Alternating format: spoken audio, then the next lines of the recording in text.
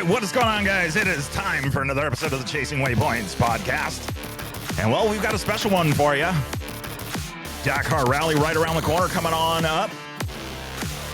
As we are recording this, teams are already in the air, headed on over, all the way over Saudi Arabia, making their way out there. So, stoked to see all of the support this year. Once again, the Americans are coming. The North Americans are coming. We got a lot of people coming up, starting from Canada, U.S., Mexico. We got a lot of people coming out from this side of the globe. We're going to be catching up with a few of them as we go through it. If you guys didn't know, we have kind of a development on this year's Dakar Rally. We're going to be doing stuff a little bit differently. So if you guys haven't already seen last year's broadcast and what we did, we had our preview shows in the evening, getting ready for the Dakar, for the stage. And then it turned into the results show in the mornings, bringing what happened overnight while we were asleep and what those guys were up to and what it looked like, at least for the motos, because the vehicle's obviously a little bit further behind. But speaking of vehicles, we have got none other than Andrew Short, and we are joined by Kyra by West by 1000. Going to be helping us this year's broadcast, working together on it, bringing you guys some information, some updates, interviews, and all sorts of fun stuff. So Kyra and Justin, both making up the team at West by 1000, or part of the team, I should say, are going to be the boots on the ground, doing some reporting and stuff, following along with the Cove team as they do their thing. Mason Klein announcing his bid and his ride for the 2025 Dakar Rally aboard the Cove, along with the rest of the factory team there. So it should be interesting to see. Looking forward to hearing his battles and his updates and what he's got going on. But with that being said, let's jump on over to the interview where we get a chance to sit down with none other than motocross supercross legend, Andrew Short. And again, joined by Kyra by West by 1000. So check it out. Stay tuned. It's going to be a little bit longer of an episode, but I hope you guys enjoy finding out a little bit more about Andrew Short's trip to the Dakar this year in a four-wheel vehicle. So check it out. All right, so the interview. It is almost time for the Dakar Rally, and of course, you see we've got Andrew Short with us, Kyra from West by 1000. As you guys know, we're going to be partnering together with the Dakar to bring you guys some more information and some more stuff, but we can talk about that later. Right now, we have Andrew Short for just a little bit of time as we're getting ready for the holidays and getting ready to leave. So, Andrew, welcome to the show. How are you? Yeah, thanks for having me. It's Christmas time, but it's also Dakar time, so it's good time to be alive. I know. It's the buildup, right? A few days. They gave us a little bit of a break this time around, right? A few days before Christmas, or after the start of New Year, I should say. Yeah, I mean, some years I've been here opening presents for kids and then leaving straight for the airport on Christmas Day. So it's nice a few days at home and to enjoy the holidays and then get busy with the race. So it's nice how it is this year. Yeah. Excellent. Yeah, I think that is a much needed break, especially with the rush at the end of the year. So yeah, but it's weird because like the Americans get to leave a few days early. All the Euros, they would always enjoy Christmas. So now I think it's even a longer break or pause. So I think it works well for us. Yeah. Well, yeah, of course. Yeah, much shorter travel time for them. So very, very convenient. Yeah. So, all right. So catch us up. I mean, this is going to be how many Dakars now for you? I did 5 on the bike, 1 in a car. I didn't actually go last year. I broke my back and kind of got out of it a little bit. But back to going in a car, which is a lot different. Navigating, not driving, obviously. But I love the navigation aspect. It's unique with rally. I loved it on the bikes, but in the cars, it's a completely different race. Nice. I mean, that was always, that's been an interesting one. I know that the Dakar kind of took a shot at the car guys. I think it was last year or the year before, where they let the cars out first and they showed them, basically trotting around the desert, trying to figure out which way to go because they didn't have you guys on bikes. I mean, I think in fairness, those guys are pretty switched on. They're not just out there clueless, but it definitely helps when you have the tracks from the bikes.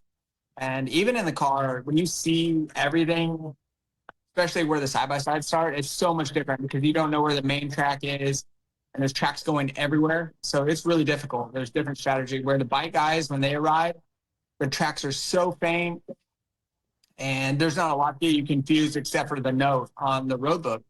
So it's tricky for even the car guys. You know, I think you have to give them some grace and understand that it's not quite so easy. So yeah, it is more difficult for them. It's just a different race, and they would have to learn that way. And we'll see it again this year as well. Yeah, I think it's going to be interesting. They made a couple of changes, right? They're going to be doing some different start orders and different courses for both the vehicles and the bikes. Yep. Yeah. So I think they're parallel just because of safety and whatnot. They can't have, the course just splitting and going crazy just for recovery and logistics. But it's definitely, there's going to be some days where you have different routes, or they split it one day, the bikes will go first, and then the cars will go the other way, and then it reverses. So it'll be cool. Nice. Yeah, I think I'm definitely looking forward to seeing it. So Kyra, what do we have for Andrew? Do we have some pop quiz stuff? I think just for anyone who's new to rally, or for whatever reason new to Andrew, talk a little bit about just your racing background. Obviously those who have followed your whole career, they know you came from MX and Supercross, and so maybe let us know a little bit about that, and then your transition into rally. Yeah, no, I loved dirt bikes as a kid, and so I got hooked on motocross and Supercross. No idea what rally really was for a long time, and so I had a good career with motocross and Supercross. It was a dream come true. Later on, I was looking for Honda, doing some development.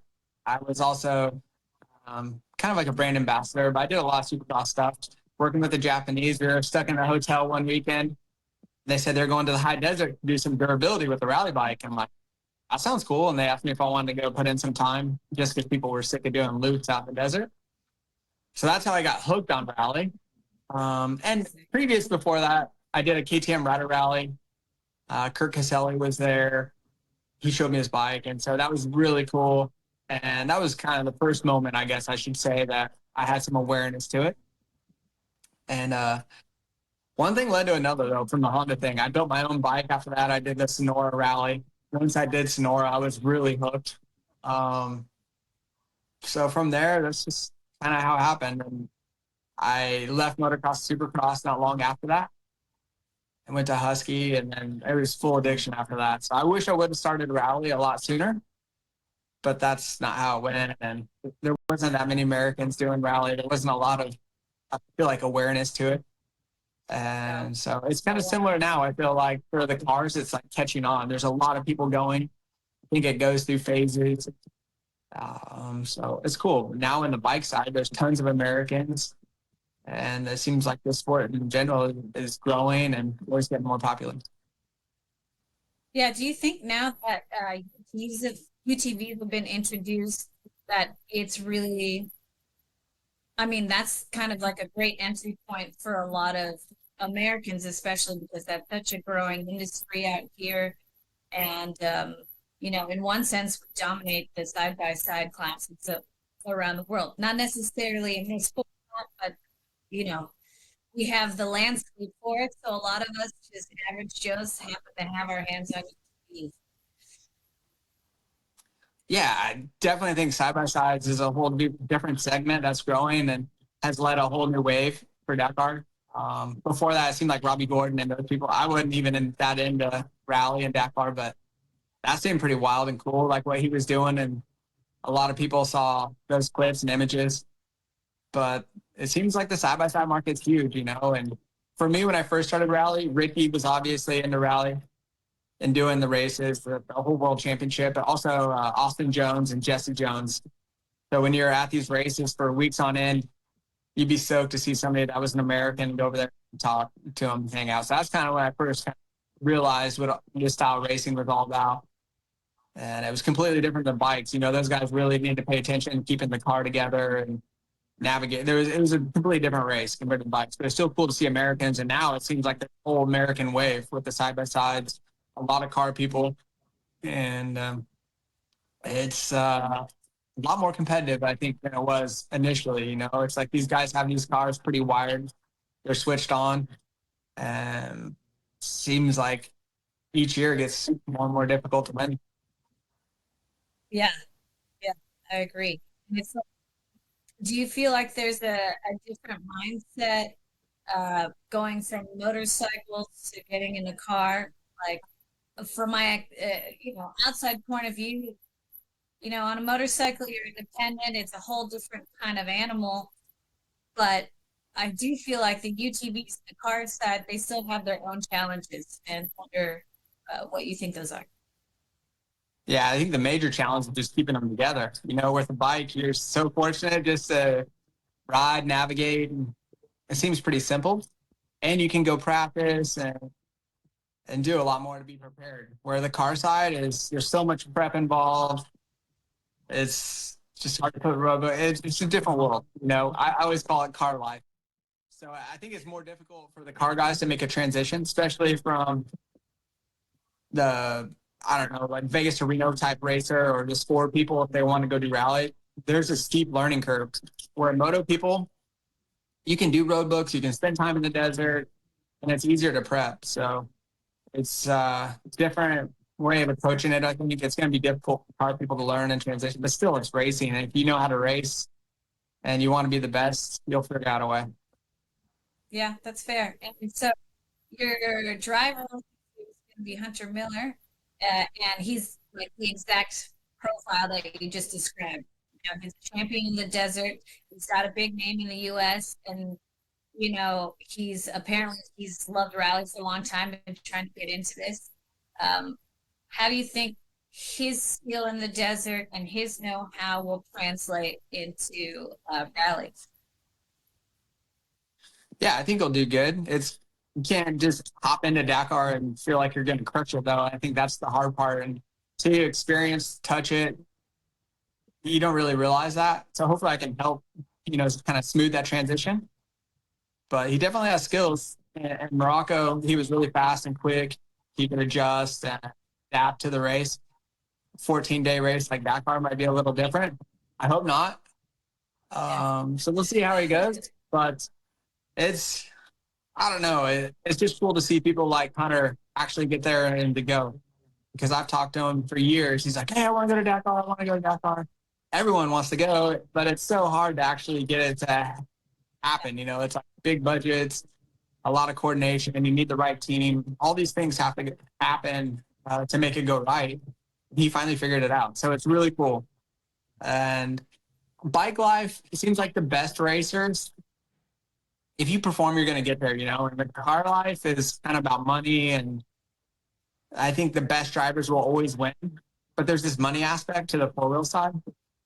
And sometimes with the money side, you don't get the best quality human beings, I feel like. And so from the co-driver standpoint, it's cool to see somebody like Hunter, who's a true authentic driver, a racer. He appreciates the people around him. He works on cars nonstop. Yeah. He's a real person. So for me to be partnered with a guy that's from Texas, that has good character and appreciative, is really cool and unique. So that part I think is awesome. For me, for the American fans, they have someone that's relatable to cheer for. And I don't know how the other guys are exactly. I know there's a lot of other Americans that are coming in. They seem cool as well. But it seems like some of the other countries, it's just a bunch of wealthy old gentleman drivers that are just out there sending it in the desert. Yeah, there's a lot of good old boys in Dakar. It'll be interesting. Do you think that Hunter's background, obviously because he works on cars and he's built this, vehicles like this from the ground up, will that help him on the course? Especially because, anything can happen.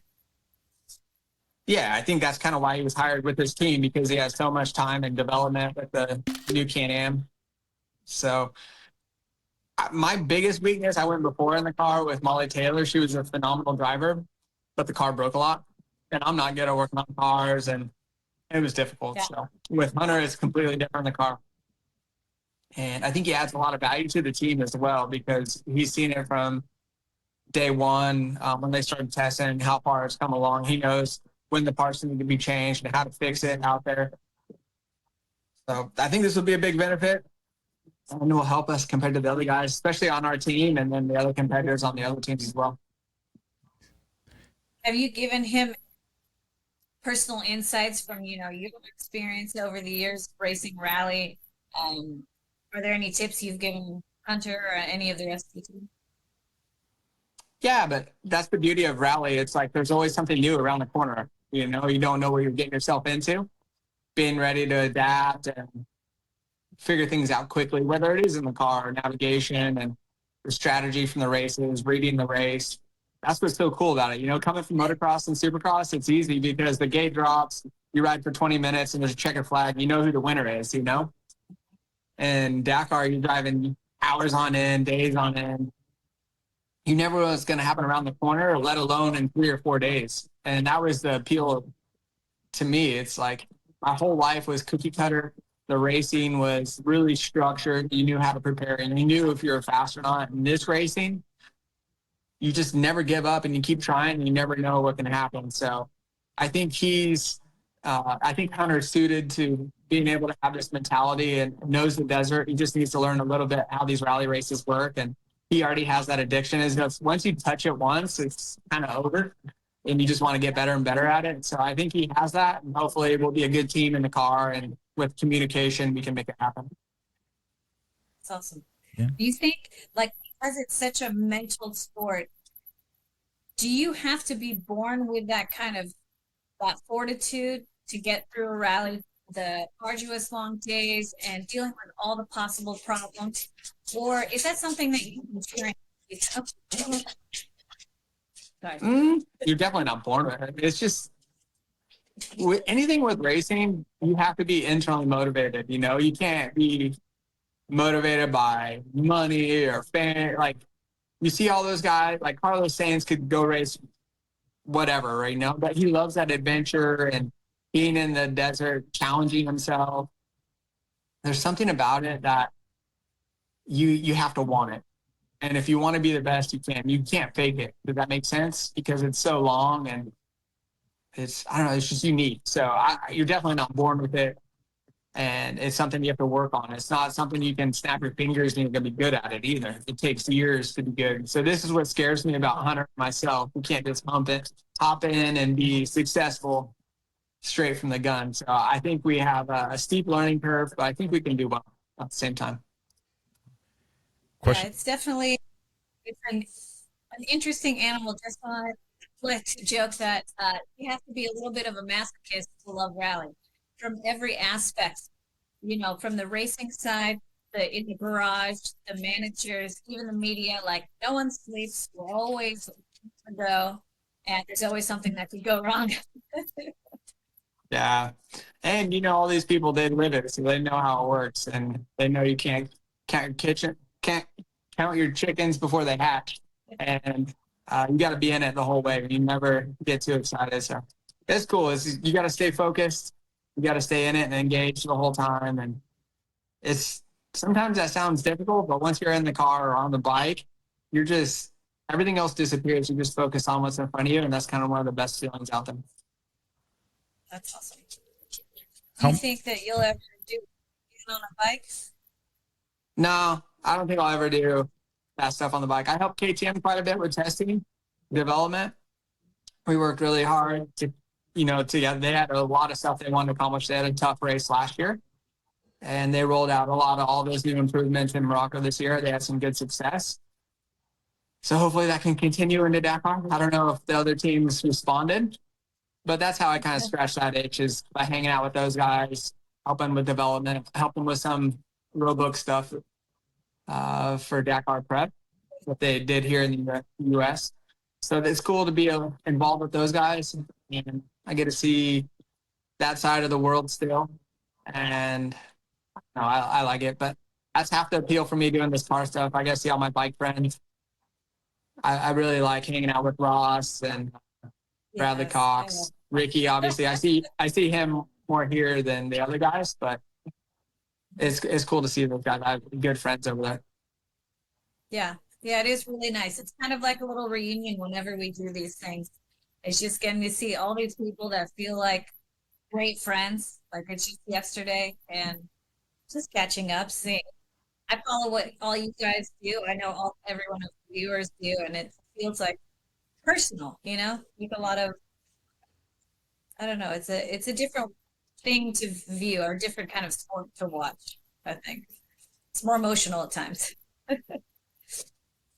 Yeah, you feel like you live a whole lifetime in 2 weeks, with these people, and then you go through all this stuff, and then when you don't see them for a while, you kind of forget, and then as soon as you see them in real life, give them a hug, all those emotions come back, and it's like you never left, I guess, in that sense. They're unique. All these people in the bivouac are one of a kind, and they're the best Absolutely. people. They want to be the best each and every day. They go to bed sleeping, thinking about how they can be better the next race, the next year, all those things. I love people like that are always trying to be better and improve, and they're not normal people, quote unquote. So, but I love those guys, and I wish I could be around them all the time. It's cool to see them and know that these times aren't going to last forever. Yeah, that's true. You can't take it for granted. And so, well, then, do you think you'd ever get behind the wheel? If you're not going to do it on bikes, would you do it as a driver? No, I mean, I would love to drive. It'd be fun, but I don't think that's like my passion. Down below this camera, I'm still in my moto gear. I've been out riding with my kid. And when I'm done with this, I'll go ride with my kid again here at the farm. So I love dirt bikes. That's like my passion, not the cars. And the reason I love this car stuff is because I love navigation. I love building road books. I love that side of it. But for me, if there wasn't navigation, I don't think I'd be too into the car side. It's a different world. I love dirt bikes. Your son's starting to race a little, isn't he? Yeah, he loves to ride, so it's good for him, good for me. And yeah, we do a lot of the amateur motocross stuff. Getting to be a cheerleader. Yeah, kind of. I'm a mechanic. It's like all I do is work on bikes. I feel like I don't really have a job, but yet I'm busier than I've ever been in my whole life. And No kidding. I do make the least amount of money I've ever made in my whole life since I got out of high school, I think. So I don't know what happened here, but this is the stage of life I'm in. Why not? I mean, it's time to cultivate, I guess, the next generation of Shorty. Yeah, I don't know about that. He's got to find his own way, his own path, or whatever, but he definitely loves dirt bikes. That's great. Nice. So I want to know a little bit more about the car that Nav R. It's brand new, all things considered, and it's brand new to the FIA rally format. I know you guys just got it homologated. So what did you think of that? You guys just went and tested it this month, right? I've only spent time in the X3. I've never been in another brand. And I did Baja once with Austin Jones for the 400. And that was a non-restricted car. And that thing was a weapon. It was crazy. It was so fast. So in the T4 class, they are regulated with the restrictors a lot slower. They have a speed limit. And so from the bike side coming over to that, it's like it's almost happening in slow motion because you're not driving and you're just sitting there navigating. So I love that. But I can definitely tell the new car is much more stable, handles the big hits better. Seems like a corner is better too. But I think naturally just everything evolves, It's like the rally bike I've been working with KTM compared to the bike I rode 18, 19, 20 is way ahead of that, So everything's always evolving. The new car is, it seems really bomb-proof and big, and it just seems bigger than the last one, It can handle everything. And while it's new to me and the rest of the guys at South Racing, it's not so new to Hunter. He's been in this car for quite a while, developing it, him and his brother. I think there's a whole group, not super educated on all that stuff. But I think it'll be a good platform for them. I think everyone's really excited for the side-by-side world. I think it's a big upgrade for them. Hopefully a little more durable. These cars, I feel like they break a lot. Everybody in this segment seems like they break a lot, and flat tires, all these things you don't think of from the bikes. But I think this gives them a better opportunity to have a good experience. It's really competitive, I feel like we mentioned earlier, all these side-by-side guys here in the U.S., there's a big push for it. So they're really motivated to make these cars as good as possible and as competitive as possible. And so it's cool to kind of see it from the outside and watch it, how they accomplish all that, or approach it, I guess, you know, and where they're headed and where they're going. But for me in the car, it's a lot nicer because it's pretty smooth. Yeah, I bet. A little bit less exposed. Yeah. Yeah, there's the roll cage aspect of it, but then there's also the, you know, when you see something on the bike, you brace differently, and now you got to trust Hunter.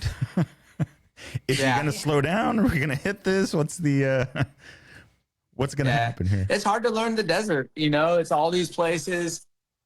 It depends. You know, for me, I naturally read it because I spent time in it. And at first, I didn't understand all this stuff, but after the first 2 dunes, you know how it's gonna go. So I'm having to communicate this to Hunter, who hasn't spent a lot of time in dunes. You know, he can see the desert in a sense for how he races, but he can pre-run and do all that stuff. So he knows kind of where everything's at. But for me, I'm trying to read, you know, if it's cross grain, the way the rain is running off the mountain, or how the dunes are shaped, which you can push. If we're changing cap heading, you know, now the dunes aren't going to be the same. I have to remind him of these things. It's not natural for him, or sometimes it's natural for me because I spent a lot of time doing this. Yeah. So it's trying to teach him, you know, kind of this stuff. But he'll get switched on with all this stuff, and naturally, I think we'll develop, you know, the right words or just good ways to communicate this to maximize everything. And we'll see how it goes. I don't know. I feel like you're always learning. You never have it mastered. And at first on the bike, I crashed a lot. So I need to give him some leeway and forgiveness, you know, when we miss some things, because as a motocross rider, you definitely don't have the desert bound very well. I was gonna say that's actually interesting. Now you have to kind of switch gears and be like, okay, you may pick up on that quick, because obviously bike riders, I think, or motorcycle racers are known for quickly reading terrain at a speed and in a suspension and a equipment frame of mind that's obviously different from the car. But now it's like that transition of having to, okay, now I vocally need to say something. Like you saw that there's, you know, the runoff is different, the dunes are different. Have you guys spent some time already, like, you know, practicing these kind of things, learning communication styles, like any kind of seat time together in a car already, or what's been that experience? Yeah, we did the Morocco Rally. So we had the opportunity to kind of talk about all this before from my previous experience with Molly. But him as a racer also, he grew up racing quads and rode dirt bikes. He did GNCC on the side-by-side, so he knows how to read terrain. But the desert's a different animal, you know, especially at those speeds and these foreign places that are really remote. You got to have your antenna up, you know, and ready for anything. And I think this takes some time. There's no, you can talk about it all you want, and you can try to communicate as quickly as possible, but he has to be the one that reads the terrain at some point. You know, it's like you can say danger 2, wash ahead, but the one before looks completely different than the one in front of you, you know, and maybe somebody missed it. And now the track is to the left, and it's not like anything what the tulip says, so, or the drawing says. So this will come with experience, and he has the skills to do it. But for me, I got to learn how to communicate, how any way I can help him with it, and try to learn it as well. So I'm sure I can be a lot better as well. But that's half the fun. This is rally, and that's what makes it so addicting. You know, it's like I said earlier, you go to bed and you're like, oh, I could have done this better. I could have done that better. You make notes at the end of the stage, you know, what did I do good? What did you do good? What did I do bad? You know, and I love that part of it. So it'll be cool. It'll be fun. Nice. Always on the fly. I mean, how long do you think it takes to get really warmed up at Dakar? Like, is it like a few seconds you kind of get the swing of things, or is it just always so different that you're always on your toes? Yeah, you're always going. You're always switched on, even from the prologue and all that stuff. And I think the hard part is keeping your emotions in check to keep the car together and keep it clean so you don't get a flat. You know, you come in hot and the thing goes sideways and you slap some rocks and then you're done. You know, it's like 2 to 3 minutes. So on a bike where you just shovel off the back and blow through it and, you know, say a little prayer and hopefully you make, you know, it's like, it's different. So in the car, you got to keep your emotions in check. It seems like you got to know when to push, when to pull back, you know, flip the switch on, flip the switch off. And so that's my job, I guess, you know, is to help them with these things. Hey, we need to slow down. We need to navigate or keep it clean through here. And then, hey, we need to flip the switch back on. We'll start pushing. And such long days, too. You kind of go numb. And I don't want to say you go flat, but when you drive for hours on end, you need someone to say, hey, okay, let's go. You know, let's try to focus. Next note, you know, keep it going, you know, and not for me to not be so monotone and keep him, you know, engaged, I guess. But it's always a challenge. So it's cool. It's part of the adventure. We never really know what's around the corner. But for me, these are what gets me excited about the race and how I can be better and whatnot. But I think from the beginning, you have to be going. You're not going to get warmed up, quote unquote. And I mean, I guess maybe some people will. But for Hunter or the people that want to win, from the time you start to the time you finish, you got to be pushing the whole time. You always got to be pushing. That makes sense. I mean, I think because a lot of the times people maybe underrate the value of the co-pilot in these circumstances. You know, obviously when you're on the motorcycle side, you are completely independent. And so that really wasn't necessarily what people talk about to you. But now that you're in the passenger seat, I know there's a lot of people who didn't really know what the value of the Navigator was beyond just reading notes. And from the sound of it, I mean, you have to be a motivator. You have to be there to make sure that the driver manages their time, their speed, their mental space. It's just, I don't know. Did you really understand what the job was before you started last year with, or the last race with Volley?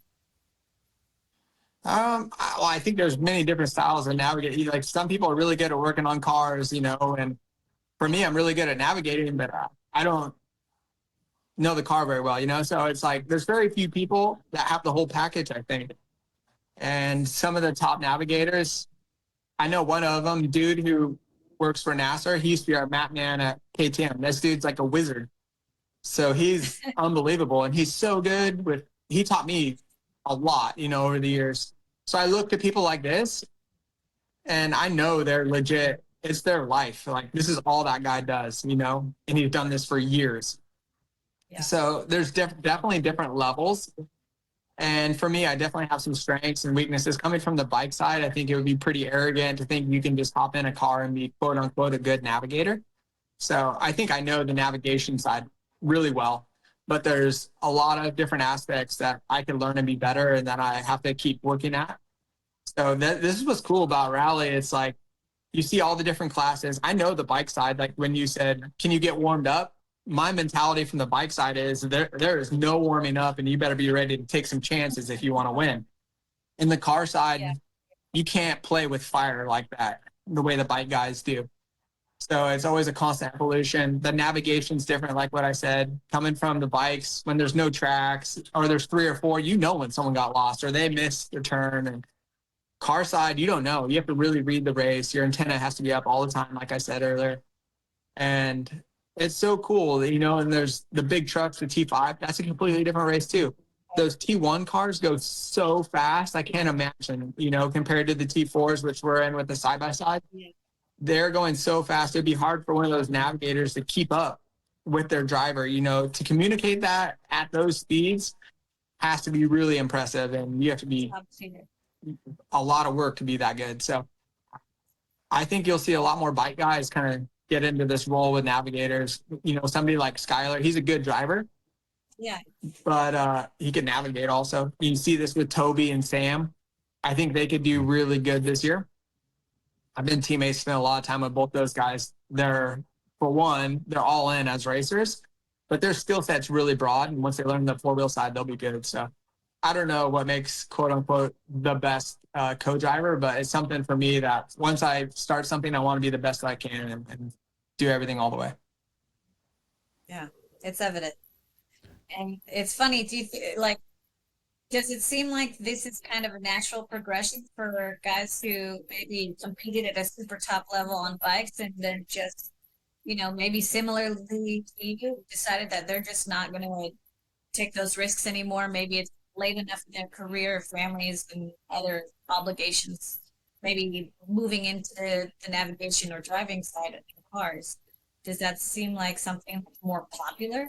Because I don't know if that happened quite as much before. I think it used to all the time with Petter Hansel, Surreal. Right. Like there was a ton of people that did that, but it seems like it kind of was less popular. Like I said, the money side's so crazy. I can't imagine from Toby's side how much money he had to put up front. I think it's close to $1 million or more. I'm not sure exact on the financials, but that's a lot of money. I mean, 14 days of racing, you spend $1 million. It's like you could buy a few houses and have a lot of rental properties that would set you up for life, right? Instead of lighting it on fire for 14 days. But if you love to race, maybe, and I know Toby, we're not here for a long time. We're here for a good time. That's what, he's always saying this. And I know this mentality, how he lives.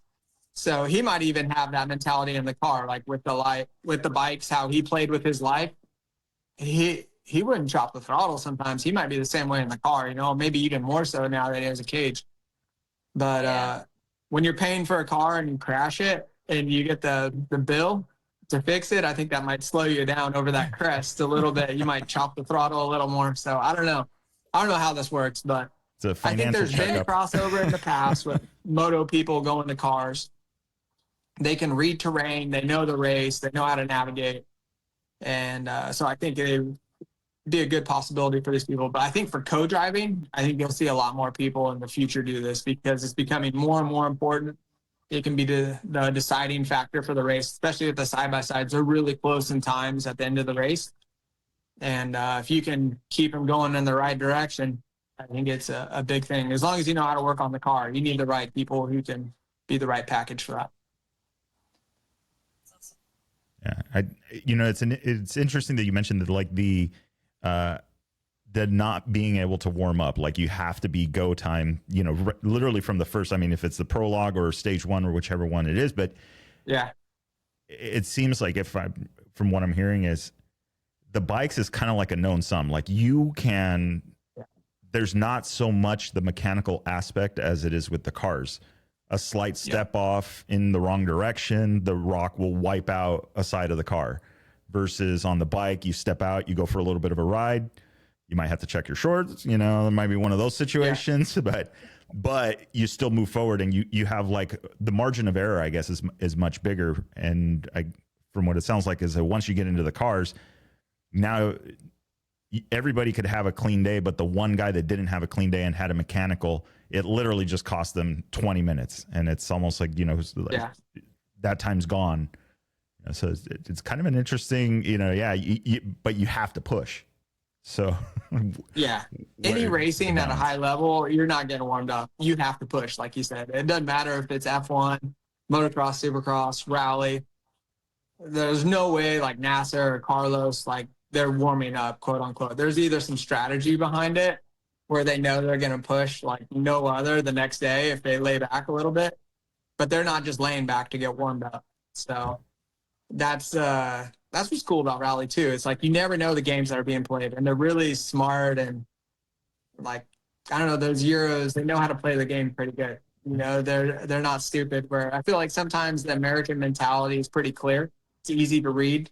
When somebody has it and they're firing on all cylinders, and then people are like something's not right. So with the Euros, you just never really know. They're kind of like they know how to work the system and how to approach racing in a way that's different. Well, and I think speaking of strategy, and I think that this is a very big, kind of a big part that they introduced, and I believe it's going to be your first time experiencing the Chrono stage, right? We're doing Chrono stages now. What are your thoughts on that? I mean, what strategy wise, the concept of just even having a Chrono stage, what do you think? Yeah, the whole thing's pretty wild. Like you said, I missed it last year. 971 kilometers. And basically they have different camps, A, B, C, D, E, F. And at a certain time cutoff, wherever you're at, that's what camp you're at. and you have to use their resources. So there's going to be some strategy behind this. And the next day when you lead, it'll be minute intervals. So, you might come in 15 minutes in front of somebody, but the next day that person that finished behind you is starting a minute behind you. So if you can get in with somebody, especially if it's sandy at the second half, and you can push tracks and have someone to follow, you'll be really fast. So it looks like the beginning of that stage is pretty stony and just hard tracks. Not a lot to separate people unless you get a flat tire or have a mechanical. And the second half looks pretty sandy, which makes sense from the safety aspect also. They're not going to put a lot of sand and put people in danger and then have to haul these people out at the beginning when they have to have some safety in the second part. So it kind of makes sense with the terrain to be this way. So it'll be interesting to see who pushes at the beginning, who kind of lets it, maybe flips the switch off and tries to stay smooth through there and then push in the second half. I'm not sure. We have to talk about this more. And like, what spare parts do you bring on these days for the car? The bike guys, I don't think this is an issue. They might have to conserve their tires, especially if it's rocky at the beginning. They might not be full gas, maybe shift up a gear and try to save their tires that way so it's good in the sand. Yeah. I'm not sure how all this is going to develop. I think once it gets closer, we'll have a better understanding. But this stage, to have it this early in the race too is pretty wild. You think they'd want more competitors to stay in the race? Because I think it's going to weed out quite a few people, straight from the gun, to have it this early in the race. Yeah. I think it's almost like I believe that the Chrono stage came about because they were trying to get rid of the Dakar swing, and you kind of alluded to that, like the strategy behind it and how you get in. And so I think they saw that it was effective last year in how it kind of spread everybody out. Nobody knew where the other guy was. If you didn't show up together to the same camp, you didn't really know, well, how far did that guy make it? Is he at the next camp? Is he 2 camps up? Yeah. And now it's like they're doubling down on it and saying, well, we're going to throw it at you guys even earlier. So now, at least for the bike guys, the car guys, everybody is like, if you had this strategy where you were going to kind of sit up on a dune and wait for some people to get by you or, purposely lose some time, I think it's I think they're throwing a monkey wrench in those plans for people. Yeah. And even the refuel is different times. If you arrive early, it's 40 minutes. If you arrive before, it's only 30 minutes. They're really trying to make you not be able to finish so much of the first day. They don't want you doing 700 or 800 kilometers the first day. I think that's kind of what happened last year, which you alluded to. Yeah. So they really want it to be kind of 2 separate stages. Yeah. They want a big show, for TV or however that's going to be, which is stressful for the competitors, for the ones that are trying to win. And the enthusiasts that are in it, this is going to be a huge survival. I can't imagine, your first rally, you get there and you get all this stuff thrown at you, or your first Dakar. Yeah. So it's going to be crazy. I think it's cool. It's exciting. It gets people talking, and you're going to have to adapt because there's going to be a lot of stuff happening. Yeah. I think it's going to be exciting for all the fans. Yeah, for sure. The only thing that I think, I don't know, Kyra, from the media side of it is the stories of that, when it's a marathon stage, right? The marathon stage, for those playing the home game, the marathon stage is basically divided in 2 parts. Everybody shows up at the same bivouac. You do what you need to do, you limited resources, and then everybody departs from that same bivouac. In this case, like we're talking, is you have different bivouacs along the course, but it seems like there's more camaraderie between the racers because, oh, you made it here? I didn't think you were going to make it. Or, there's like a different vibe to that. Less business, maybe. Yeah.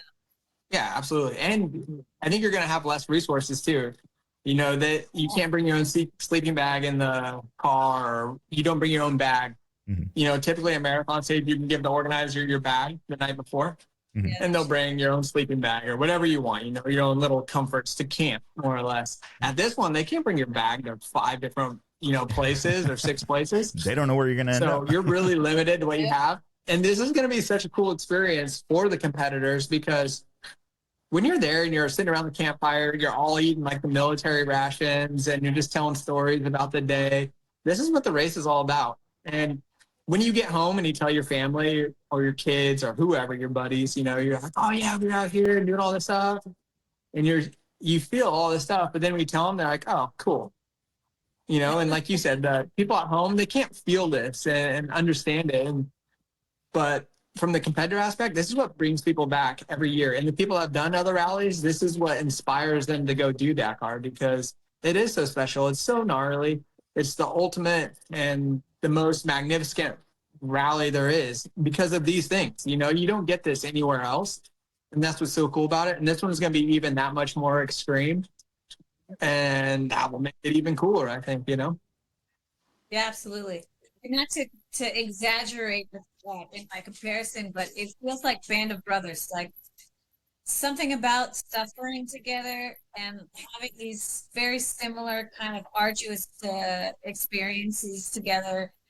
And also just like not really being able to predict what's going to happen and what's, you know, having a fairly even playing field in that sense. I think it really brings people a lot closer, even more so than Rally already does. Yeah. So yeah, sure. I'm scared and excited. Yeah, We'll see. It's gonna be crazy, that's for sure. Yeah. No kidding. more dunes this year, right? Empty quarter finish out there. They always say this. It's like, you know how it works, but it's Saudi, it's desert. There's gonna be a lot of sand. There's gonna be a lot of rocks. They love the rocks lately. I think that's part of the show also, you know, especially from the car side. A lot of people get flats. There's a lot of yo-yoing, people going back and forth. A lot of carnage. From the bike side, not great, but for the cars, I think it's good for the race. We'll see. So I've just popped into my head, but so what's the over under that they end up getting a shot of you jumping out of the car and helping a bike guy like they did a few years ago? No. Do some hard enduro but I stuff definitely really do quick. say, hey, we got a bike guy. Like, you know, you pass quite a few people on bikes in the cars, you know, and so you feel bad for them. Yeah. You're always beeping them on the Sentinel, trying to let them know you're coming. And so watch the biker. That's what I'm always saying. Yeah, if they'll be a little bit different on the respect side of it. You know, have suffered and participated as a bike, you understand when a car comes by. Yeah. What goes on in that helmet? Yeah. It's a little bit So different. many other car guys have been on the bike before, or they ride bikes themselves or whatever. I feel like there's a lot of mutual respect. Everybody in the bivouac, I feel like it's one big family, you know? Doesn't matter if you're one of those big trucks or side-by-sides, cars, bikes. Everyone's kind of together. Yeah. That's good. Everyone in the truck, though, is wild. I haven't met a team in a truck that isn't just, I mean, just a little screw loose. Yeah. It's like here's what we're gonna do, guys. We're gonna strap 48-inch tall tires to this garbage truck, and we're gonna go race it across the desert. What do you think? And we're gonna go faster than a lot of other vehicles. Irresponsibly fast.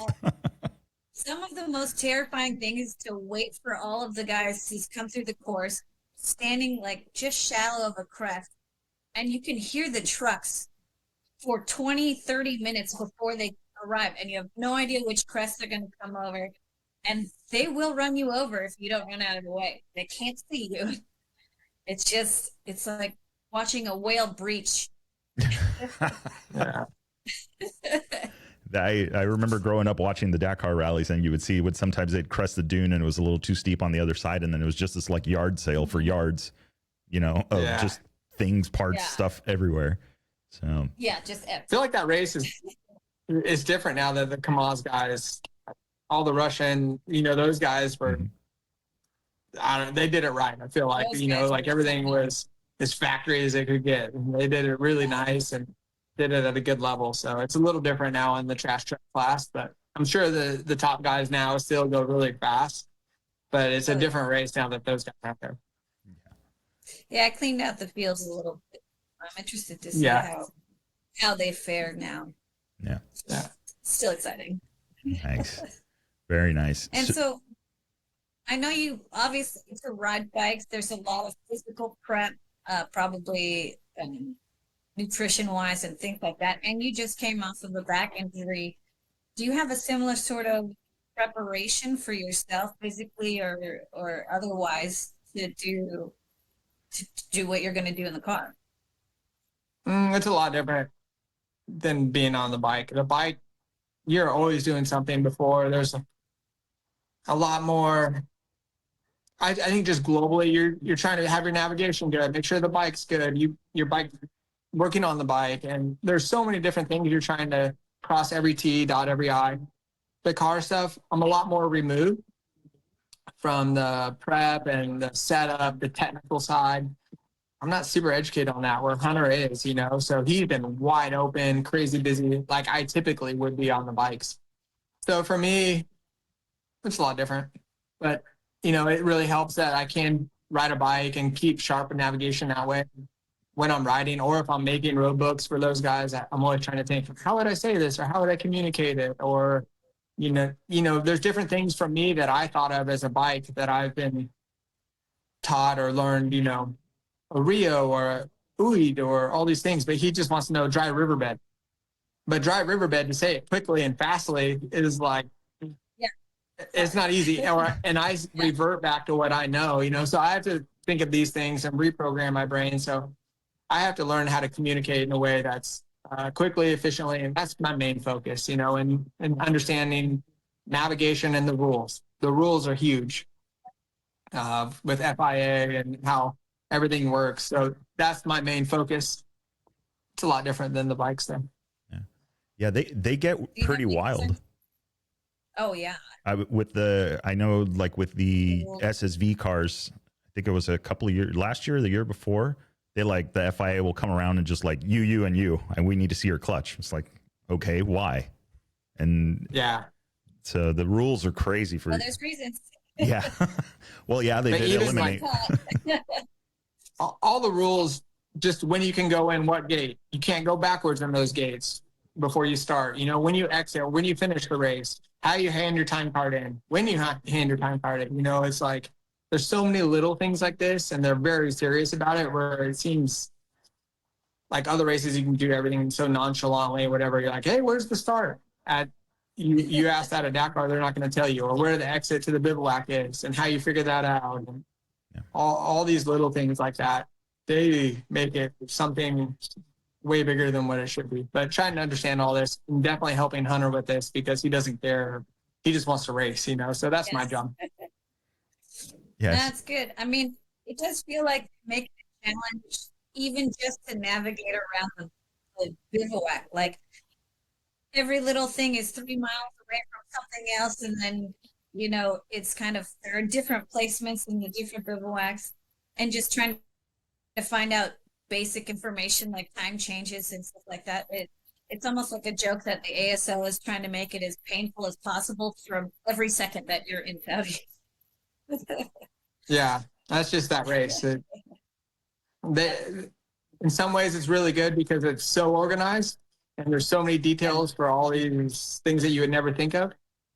But that's what makes the race at such a high level. Yeah. But then at the same time, it's like overkill, you know, and you don't want to get a 2-minute penalty when you've been pushing all day, you know, taking chances, and then you hand your time card in at the wrong time, or, you know, 2 seconds early, and they write down something, you know, like that. So you got to know all this stuff, and that's my job. So I try to do the best I can. That's great. I'm excited to see it. This is going to be, I mean, especially because this is a big push for Can-Am and South Racing, and you know, you've got Sarah out there, you've got Chaleco, and obviously having Hunter come in will be great for the U.S. Just bringing in new fans, which for North America, I think it's about time, at least. Yeah, it's crazy how many Americans are in the bivouac now. When I first started, there was hardly anybody, you know, so just happy to talk to somebody with some English and have a conversation about your day. Where now there's, even on South Racing, there's tons of Americans. Yeah, even on the other teams, there's other Americans. It seems like there's a big push in the car side. So it's cool and exciting. I think it's great for rally. It's great for the bike guys too, because it'll create more resources and awareness for them. Just in general, I think the sport is getting bigger here in the U.S., North America. Not as big as we all hope. I think it still has some ways to grow, but it's growing. So that's what's cool. Yeah. Yeah, I really appreciate seeing that. I mean, you know, we've been all kind of fans and are involved in this for so long, and it's nice to see that I don't know, maybe having our guys on the top of the podium and winning stages and just all these familiar faces from other formats of motorsport, I think really helps get the American audience involved. So, Yeah, it's sure. nice to see. Yeah. Yeah. I think it's been interesting to see how the following of it, and even something as simple like what you guys are talking about is like on Google Trends, like looking at Google Trends, and you look at the searches around the Dakar time, and how much does it cost to get into the Dakar, and how do you get into the Dakar, and all of these, like, it's really cool to see how that uptick and that interest, and you can go back and rewind it a couple of years, like you see that interest over time, and even of all places, right? You think Google, and they're actually showing, this upward trend that you see. And I think it's really cool. I just here in, stateside, we wish we had a few more events happening and going on. I know, Andrew, I've seen you a couple of times at the Sonora Rally, running around out there and doing that event. So is that, do you think we'll see you on a bike out in Sonora again? No, no bikes for me. That's it. Yeah, I love that race. It was really cool. That's what got me hooked. Johnny Campbell was the one who told me, he's like, you need to go do Sonora. You build yourself up a bike. And I had a 450X Honda, and I just went for it. It was awesome. Nice. So that's what got me hooked. But I don't think I'll go down there and do that again. I like to do some of the underground ones on my enduro bike, and I do enough with KTM to ride the bikes and do road books with those guys. So cool. I love all that stuff, but right now I'm kind of dad, and if I'm racing something, I'm racing motocross with my kid. And if I can do something for rallies, navigating like this in a car is cool. But there's so many races, it seems like, that are getting bigger. The Nora race seems like it looks pretty fun as well. I know there's quite a few other ones that are around. I've never done those. I know you do a lot of that, right, with Scotty Bowman and those guys as well. Yeah. But I don't know. It's cool that there's places, if you want to go try it out, there's all different types of levels. It seems like there's some smaller, I don't want to say cheap rallies, but it seems like there's an opportunity to get involved or try to learn it in a way. And then there's races that are all the way up to Dakar, and you got to start somewhere. And there's really cool underground ones as well. Maybe not the best, I don't know how you say that, most responsible way to do it, but they sure are fun. And it's a great way to learn how to navigate and go ride and spend time in the desert as well. If you could get, as from a veteran, of the sport, you've been doing this for years now, what would be maybe a piece of advice or something like, if somebody's interested in getting into rally, what would you kind of relay to them? Would be a quick piece of advice? The best thing you can do is find a buddy that is into it as well. You can start building road books, and then you switch, and you got to be invested. So it takes so long to build a road book, but once you do it, then another person can ride it. They can help you and teach you, from the mindset of, maybe next time try this. And then you can try theirs. You see how their brain works, and then you can learn the navigation aspect, and then you get hooked. And once you start, it's a bad addiction. It takes a lot of time too. So it's only not money. great, I guess, but it's fun. Yeah. You see that? But that'd be my biggest thing to say is find somebody that is into it as well. There's plenty of people out there that would help you. Yeah. That's what happened with me like I said, with Johnny Campbell. He said, you need to go see Jimmy Lewis. He'll teach you, and you need to go do Sonora. So that's how I met Jimmy. He kind of taught me how to navigate and went down there. Nice. To Sonora. Actually, Scott Bright was the first one who taught me how to navigate. Nice. In typical Scott Bright fashion, he said, here's a road book, and just like let me start riding, and he would laugh at me. So yeah, that's right. That's how he taught me. Right off into the sunset. Yeah, he'll be back. Yeah. Yeah. He'll get On a to Scott highway. Whitney road book. Yeah. Yeah, Nice. he's a great one. And if I was going to learn how to rally, I'd just have him kick my ass. Oh man. Yeah, But there's people out there. You want to learn, I found Scott Bright, Johnny Campbell. They met, through them, I met Jimmy Lewis, who is super weird, but one of my favorite human beings. And if I could go ride with anybody in the desert, I'd like to go with Jimmy Lewis, because you're gonna get into an adventure that way. But there's lots of people out there that can teach you. There's a lot of resources. I saw Dalton Shirey hanging out with Jacob Augubright today, and I've spent some time with Dalton this year with KTM doing some stuff, and I said the same thing to him. Find somebody that was into road books. I see him today on Instagram. They're both doing road books together, so it's awesome to see. Yeah, you have good memories, good times, and you get better, and that's how you get going. Yeah. I think there's, Awesome. and it's interesting you say there's, for the guys that have been racing off road for a while out in the open desert, I think that there's a certain, you get to, from what I see, right, not being a racer in that discipline or have done that, but you kind of see like people, I don't want to say get burned out, but they want an additional challenge.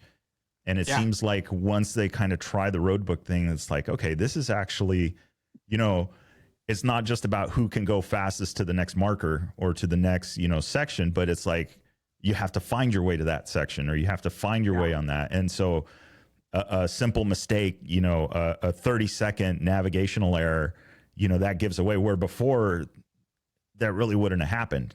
You maybe went for a ride because you hit something a little bit too hard, too fast, and it kind of threw you off course, but then you just get right back on because you knew where the course was.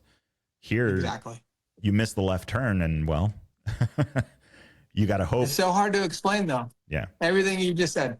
Because coming from motocross to supercross, what did I say? It's clear as day. Gate drops, race to the checker flag. But I started racing rally because, you don't have to be the fastest one, and, you have to be smart and strategy and all this other thing. But then at the end, you think about it, and it's still the fastest one. Like, you still have to take, like at Dakar, they still take chances and they still just send it. But there's all these other elements to it, and that's what makes it addicting. Yeah. And you're going all these cool, crazy places, riding and bikes you feel like you shouldn't be riding. They're too pristine, riding through crazy big dunes or all these crazy countries and cool people. So that's where it becomes addicting. But there is so many elements that you have to master, and you can't just be so specialized. Motocross, supercross, if you're not good in the whoops, you just go pound whoops all day until you get good at it. With rally, you can't cover all your bases. There's so much to cover, so you have to be good at everything, not great at nothing, good at everything. It kind of have to be real average at everything and just go fast. So it's cool. It seems like fluidity and the ability to adapt is really what helps most racers in that format. Like, it's, in my mind, it's like it's adventure in a competitive format, because it's not always going to be the same. It's not just like this kind of outline thing that you can progressively get better at. There's so many things that you can get better at and then be shit the next year, or just circumstance happens. And it's I think that's what makes rally so interesting. It's hard to get jaded, as you're saying about the other formats, is because there's just so many elements that can change the direction of your success or failure. Yeah. I definitely see the like that, like, kind of Kyra saying is that flow, the riding, I guess in either way, right?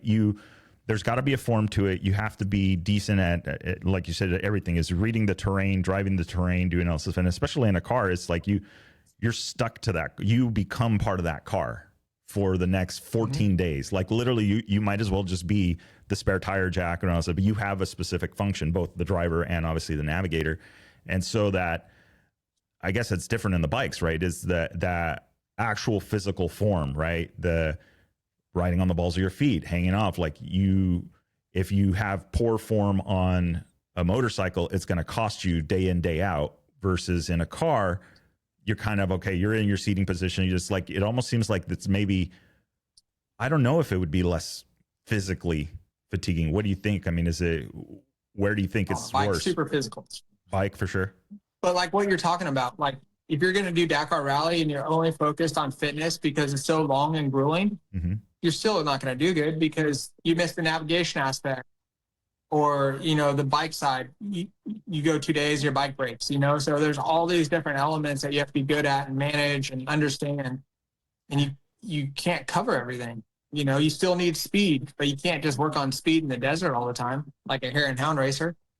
you have to be able to navigate. You have to understand the bike and all these different aspects that you'd never think of until you try rally. And there's so much to it.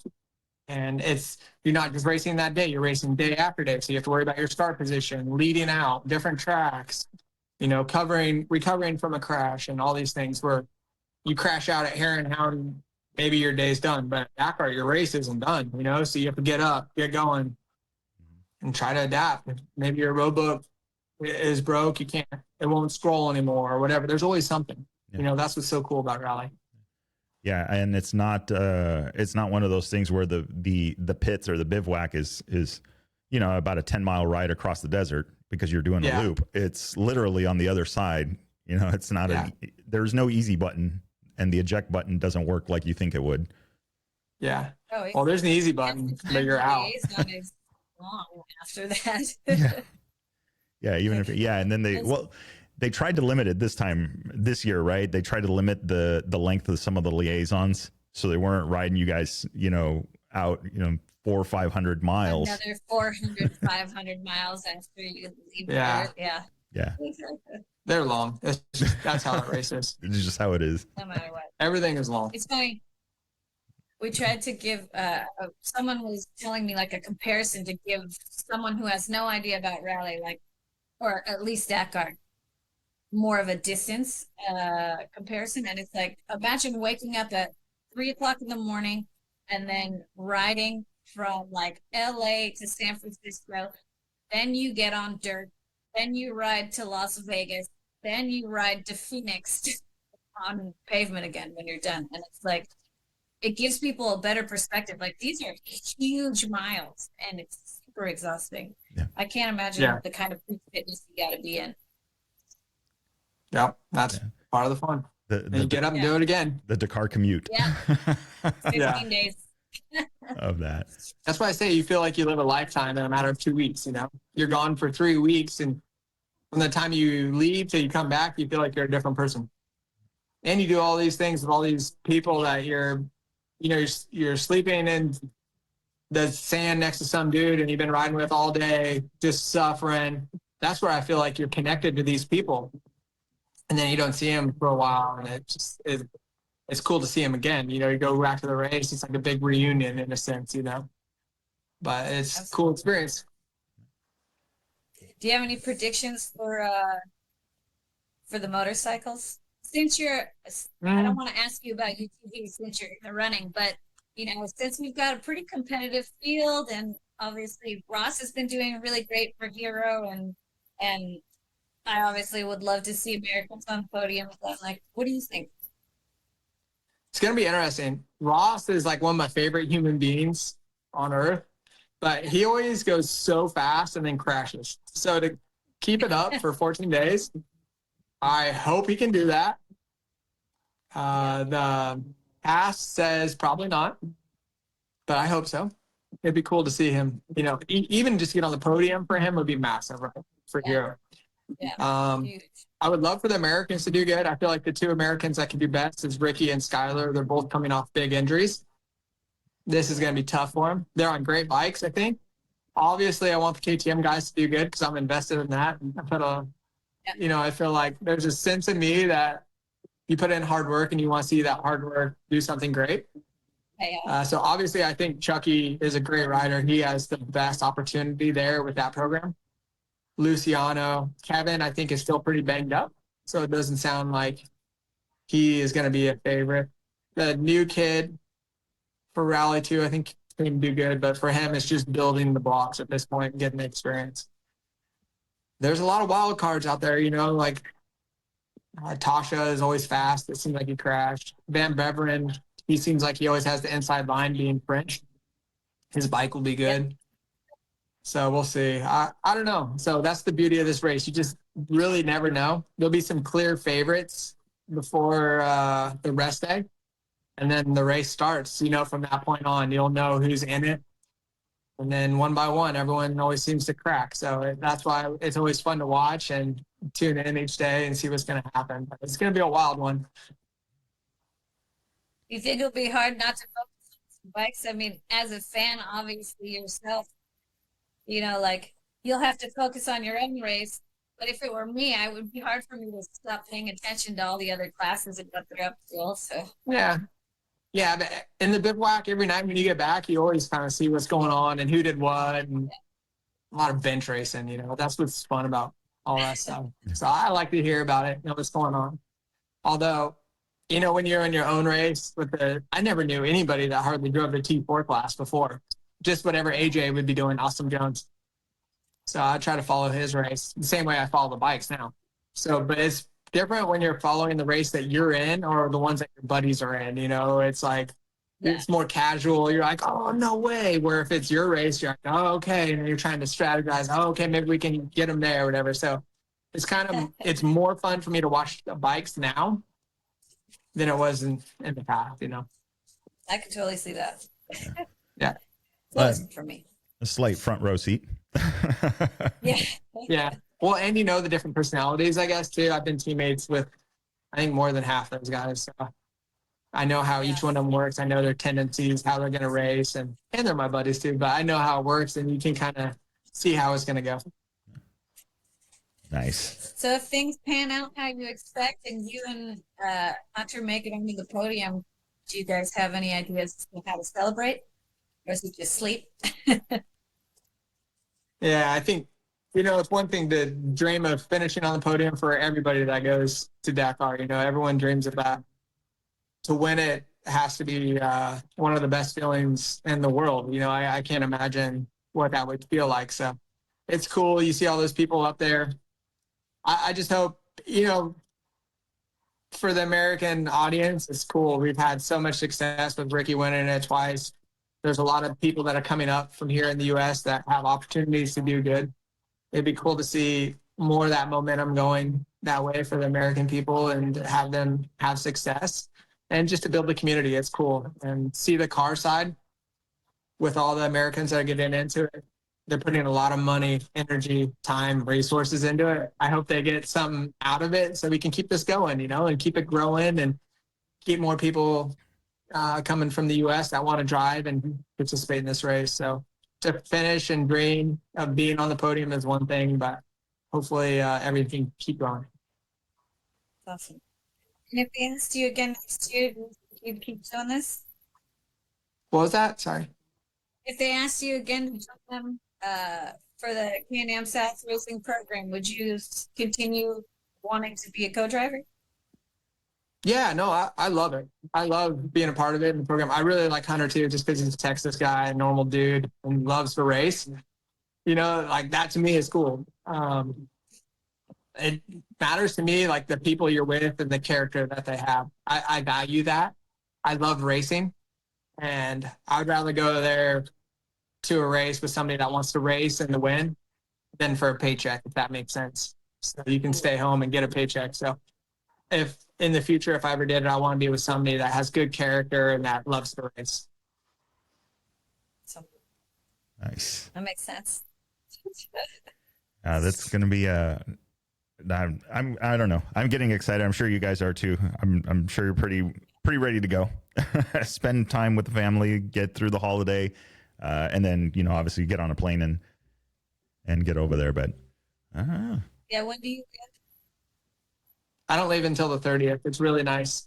It's like 2 days of traveling. Now it always is. I feel like earlier we said the Euros, they have at least a day less of traveling. I think it's a day for me to get to Paris to get on the charter flight and all the delays and clearing customs coming back or whatever. But it's like a race before the race, I guess. And then the race to get home is even more different because no one cares about you anymore. You're kind of on your own, you know, to get home. So it's very easy to get abandoned. yes, you know how this works. It seems like from the people that I've interviewed and talked to, it seems like there's literally a clear-cut line. There's now, I know 3 races, but at least 2 races. One is the one to get there because you have all of these deadlines throughout the year. And then the other one is literally, okay, now it's literally green flag, race suits, you know, helmet, that kind of thing. So it's interesting to see that line, you know, and what you have to go through just to get to it. And then what happens once you get there. Then finish. Yeah. And then making it home. Yeah, it is kind of still a challenge, especially when you rely on the organization to manage some of your travel plans. They're fun. but Yeah, inflexible. you have to live it. Rally is something you can't just touch it, leave it, and out of sight, out of mind. It's like you have to be all in. Oh yeah, and it resonates. I mean, you get back from a race. I don't know if it's the same for the racers, but everyone, photographers and journalists, we get home and we swear that we'll never do Dakar again for like 2 months. And then we're like, okay, all right. And then we start planning and looking for, clients and random things like that. It's like a wild high.